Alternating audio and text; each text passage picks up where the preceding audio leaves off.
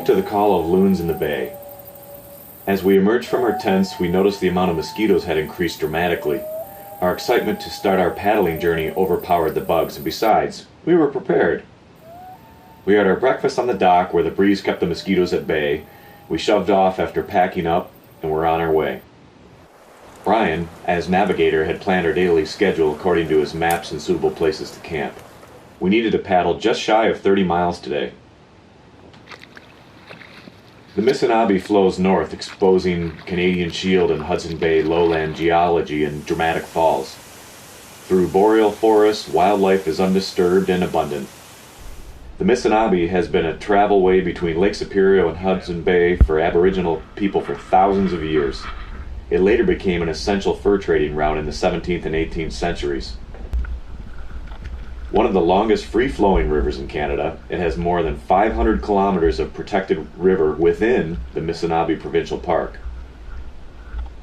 The river was designated a heritage river in 2004, making it a national treasure for Canada.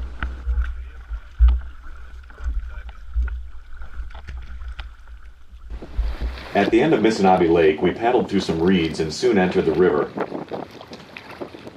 It's very quiet as the bush absorbs most of the sound. Then we heard that familiar sound we drove all this way for. As we approach our first rapids, you can see the water start to boil. I guide my kayak towards the V in the river as our navigator has instructed us. The V is where the river flow merges together in the form of rapids. Mystery rocks jump out of nowhere, it seems.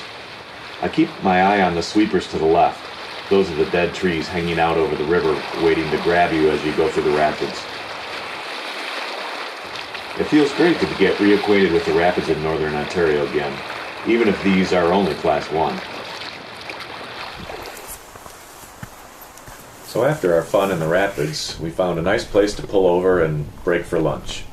We pulled our boats up and started the ritual of unpacking our dry bags, pulling out our stove and our gear, and deciding what we want for lunch today. And gives us a chance to get out of the kayak, stretch a bit, put something warm in our belly, and generally just enjoy the peace and tranquility of the woods.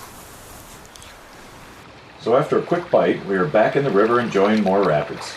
We paddled Sun Rapids, which was Class 2 for about a half kilometer. I tried out what I call a nose cam here. My goal was to give you, the viewer, the most accurate point of view, so you could experience the river like we did. I know I may look silly, but Brian's reaction certainly proved it.